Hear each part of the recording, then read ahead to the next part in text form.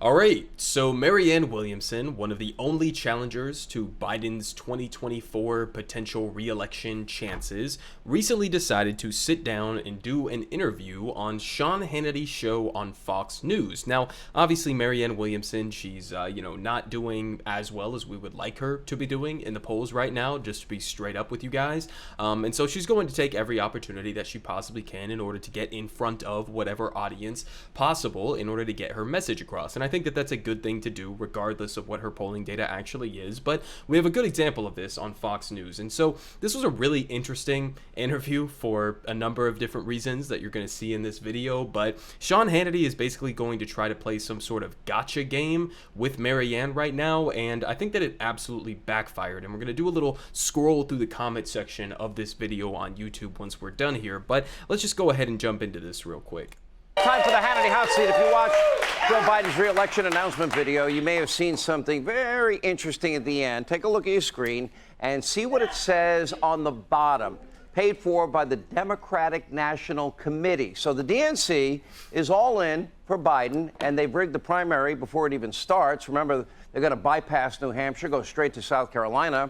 They're not even holding any debates, despite the fact that a majority of Democrats do not want Joe to run for a second term, but Joe isn't the only one running. Okay, so I mean, so far he's honestly 100% correct. Now, keep in mind, Sean Hannity doesn't have the purest of motives here. I mean, obviously, he's just trying to use Marianne as sort of like a cudgel, as a wedge against Joe Biden to increase the likelihood of Donald Trump winning in 2024. But put that aside, the other stuff that he's pointing out here, I think, is 100% accurate. And something that I haven't actually talked about on this channel before is what he mentioned about New Hampshire, which is that because of Joe Biden and the DNC, the Democratic Party, moving the primary schedule to benefit Joe Biden openly, explicitly, I mean, just basically trying to rig it in his favor as much as possible, and making South Carolina the first state, they've kind of in the process of that managed to piss off the entire state of New Hampshire, which typically would be the first state, and they really like hype that up as like one of the only things that New Hampshire has going for them in electoral politics is like, we are the first state to vote within these primaries, so they really enjoy that privilege that they have. And so, them shifting the primary schedule and screwing over New Hampshire voters, they've been kind of pissed off at Biden, and that's actually opened up the door for somebody like Marianne or potentially RFK as well to actually get a foot in the door and potentially even win that primary, because Joe Biden is going to have all of these different issues about whether or not he's going to be directly on the ballot or write a write-in campaign and all of these different things that have come up. So I think that's a really interesting part about how this early primary contest is actually going to play out, but he continues here. Robert F. Kennedy Jr. recently entered the race, by the way, and he's up to 19% in the polls. That's a pretty big number, I think. And author Marianne Williamson, she ran back in 2020. If you recall, she is back in the race, and she announced her campaign before Biden did, and she did it longer than 3 minutes and didn't have to tape it. And she's asking Joe Biden to debate her. And she joins us now from Washington, D.C. tonight, the Swamp. Marianne, how are you? I'm fine, thank you. Thank you for having me. I actually am going to start out in agreement with you. I think we'll disagree on other stuff. I think it would be fair for Joe Biden to debate you and Robert F. Kennedy Jr. Why do you think he's not debating, and do you believe he's in a steep cognitive decline? Well, I think in a democracy, what's important is that people have a right to see their options. I think this is an extremely important time in American history, and anyone who feels moved to run for president should have their say, and the voters should hear what they have to say, they should hear their agenda, and the voters should decide who they want to be president. Okay, how about part two of my question? Do you believe he's in a major cognitive decline?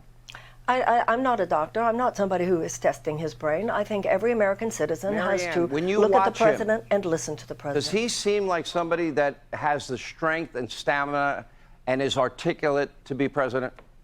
I wouldn't be running if I didn't think that I was a better candidate. I think I have the energy, and certainly I have the ideas that are better. You got to answer my question. Because I'm not going to come on Fox News and talk to you, Sean, and say something like that. I'm not going to. I think every American can decide for themselves. Okay, so I mean, obviously she's trying to give a little bit more of a political answer there. She's not, she understands the platform that she's on right now on Fox News, and that Sean Hannity is just trying to get a quick soundbite that they can clip out and be like, look, Marianne says that Joe Biden is, pooping in his diapers and he's senile and all of that stuff, right? Which may be true, right? Probably is true, right? If we're being actually honest about it. But I think that that's a fine answer given the current position that she's in. If she were just to come out and say, yeah, Joe Biden's senile, he's not cognitively there at all, he's not capable of even being in the office of the presidency, that might piss off a significant degree of Democrats, and that might actually backfire on her potential chances in 2024. So I think the answer that she gave there, given the context of this being an interview on Fox News, was 100% acceptable. But if you believe it, you would tell us, would you? My mind doesn't go into that. I don't believe that the energy is being demonstrated that I believe will be necessary in order to take on either DeSantis or Trump in 2024. And if I did, yeah. All right, you said that we need an economic U-turn in this country. Yes. What system economically do you support? I'm a capitalist. I believe in limited government, more freedom, lower taxes, and energy independence. What do you want? I think our capitalist system has lost some of its soul over the last 50 years. I believe that capitalism, Adam Smith, who is the main architect of free market capitalism, said that free market capitalism cannot exist outside an ethical context. I think public policy has to have ethics. So I believe that the American people, our safety, our health, and our well-being should come before short-term profits for huge corporate entities. I believe that there are other stakeholders besides just stockholders. You're throwing out a lot of cliches. I want to dig. I want to. Throwing out a lot of cliches? What are you talking about, man? She just responded to your question. You said, I'm a capitalist. I love lower taxes and small governments, and threw out a bunch of cliches yourself. And then you're going to turn around and say that she's throwing out a cliche because what? She says that capitalism has devolved into a system inevitably that is unethical and immoral, and what treats the people who are on the bottom rung of the ladder, the vast majority of the American working class, like absolute dog shit. I mean, that's a perfectly acceptable answer, in the context of this interview that Marianne just gave. Now, on the flip side of that, I mean, obviously, I'm a socialist political commentator, right? I would prefer somebody who is more of an agitator against the fundamental reality of the authoritarian economic structure of capitalism and all of that good stuff. But, given who Marianne Williamson is, I think that we can accept that at face value for what it is. But Sean's answer is just to say, that's a cliche? I mean, that's your whole shtick, is throwing out cliches about everything. And it gets even better with what he follows this actually up with now. Dig down deep here. What do you think? I want, for example, lower taxes, more freedom, less government bureaucracy, and I want energy independence. I want borders secure. I want law and order. What do you want?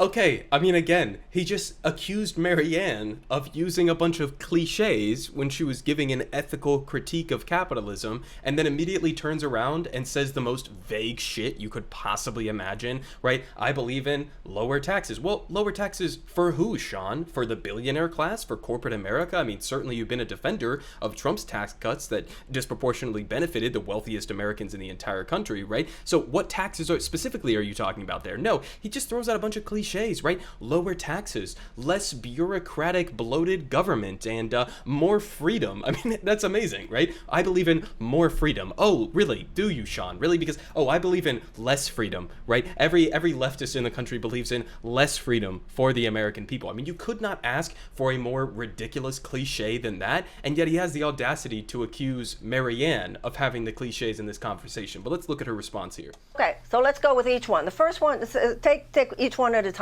The first one you said was lower taxes. I want lower taxes for middle class people. I want higher taxes for people who have huge amounts of wealth and are living at the effect of public policies. How high? I want to see a wealth tax. I think people who, first of all, I think we should look. In 2017, we had a $2 trillion tax cut.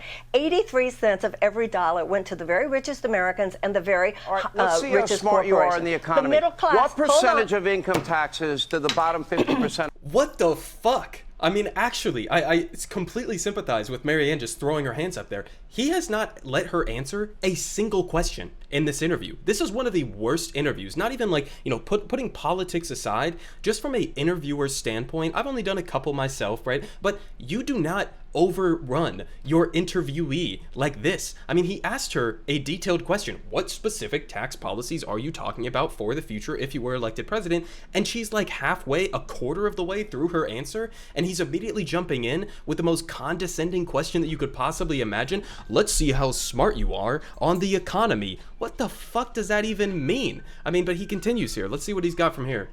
Of Americans pay. What percent? It's not about I'm not going to talk to you about the bottom middle class, the bottom half. I'm going to talk to you about the upper class, the 1%. So you asked me what I want to see. I want to see 50 million or more. I think people should pay an extra 2% in taxes. Wouldn't affect their day. And if someone has $1 billion, they should pay an extra 1%. So you want to each American based on their need, from each American according to their ability.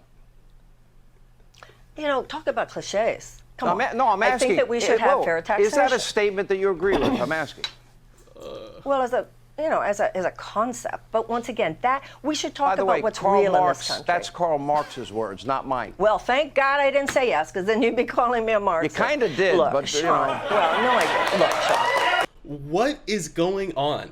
I'm like, listen, I don't have a high opinion of Sean Hannity, to say the least, but this is like ridiculous, right? I mean, what an absurd attempt at a gotcha there, right? She's talking about tax policy. Let's just be very specific. The two things that she called for there, which honestly, I think she should go much further than what she just talked about there. She said a 2% wealth tax on anything above $50 million. 2% wealth tax, okay, on over $50 million, and then a 1% tax on billionaires. And he interpreted that, okay, his response to that was to say, are you Karl Marx? Are you literally the reincarnate of Karl Marx? You are a Marxist, aren't you? Because you agree with this this cliche, right? This statement from Karl Marx, this concept, as Marianne said there, that everybody should be living to each according to their ability, to each according to their need, right? I mean, what an insane response. I mean, how is this a real interview that is being conducted on one of the most watched cable news shows in the entire country, right? She calls for a 1% tax on billionaires, and suddenly you're Karl Marx? I mean, that's where we're at in this country. Think about what this says about sort of the Overton window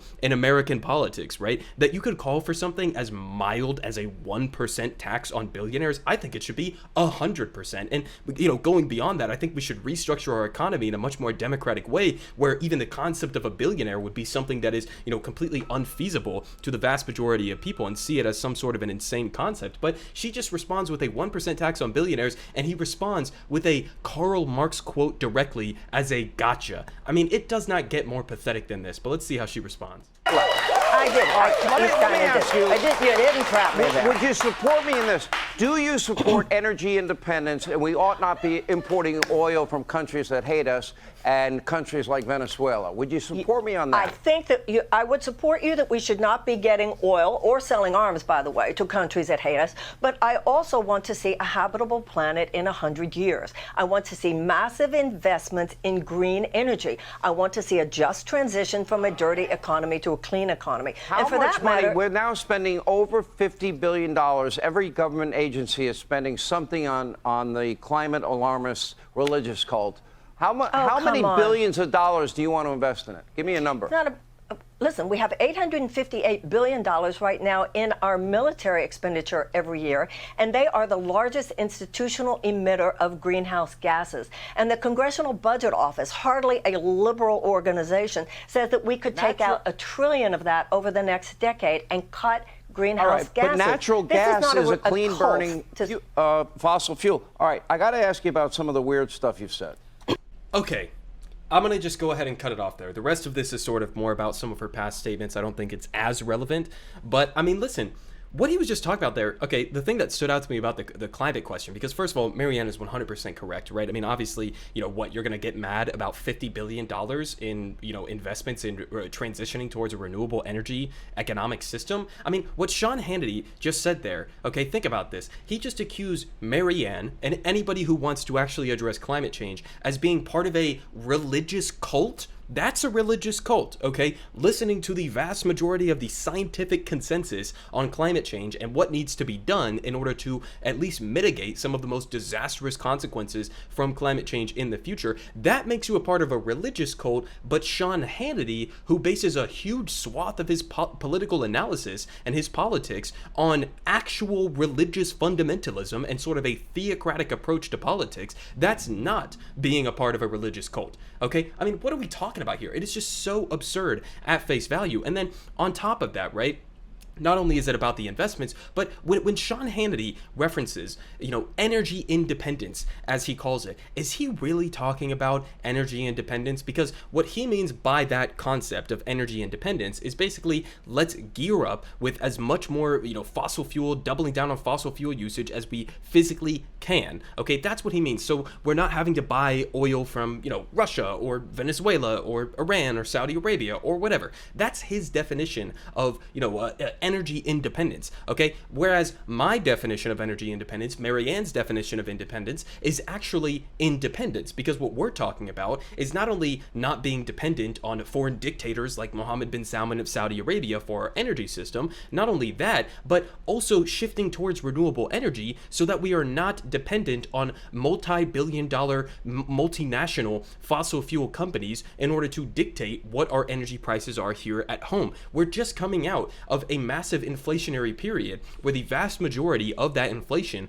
was driven by corporate greed. Gas and energy resources are included in that, right? We have been getting price gouged by these billion-dollar companies just to fatten their profits. That's not energy independence. We are dependent on the profit motive. We are dependent on these fossil fuel corporations who get to decide how our energy system is actually run and operated. So in my ideal world, I would say, first step, nationalize our energy system, right? Bring this under public democratic control so that we are not getting price gouged by those corporations. And then on top of that, make it so that we transition as aggressively as possible from fossil fuels so that we are not dependent on that disastrous and inconsequential system for our energy supplies. That's actual energy independence. But Sean Hannity doesn't have an actual view of energy independence, which is actually independent for the American people. He just means energy independent to the benefit of these multinational fossil fuel companies worth billions and billions of dollars. So there you have it. I mean, that's the gist of the interview, I guess. If we look at the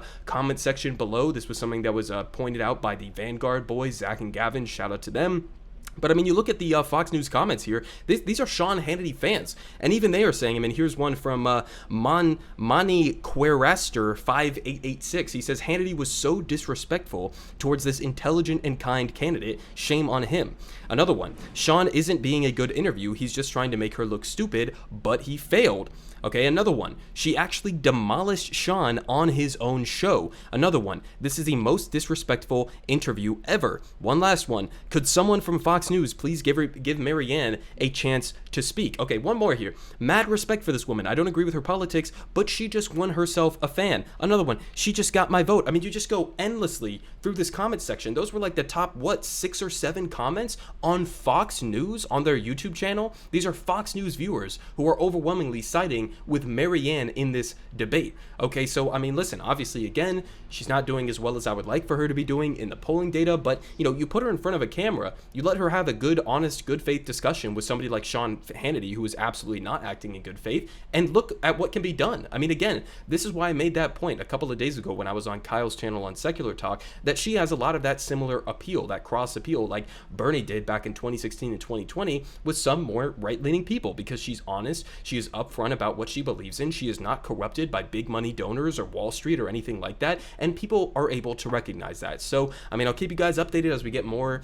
Marianne information coming out, and honestly, again, in this interview, same with the last one with Piers Morgan, I think she absolutely killed it. Everyone is saying good Politic guy has the best Politic. Believe me, no one does it like him.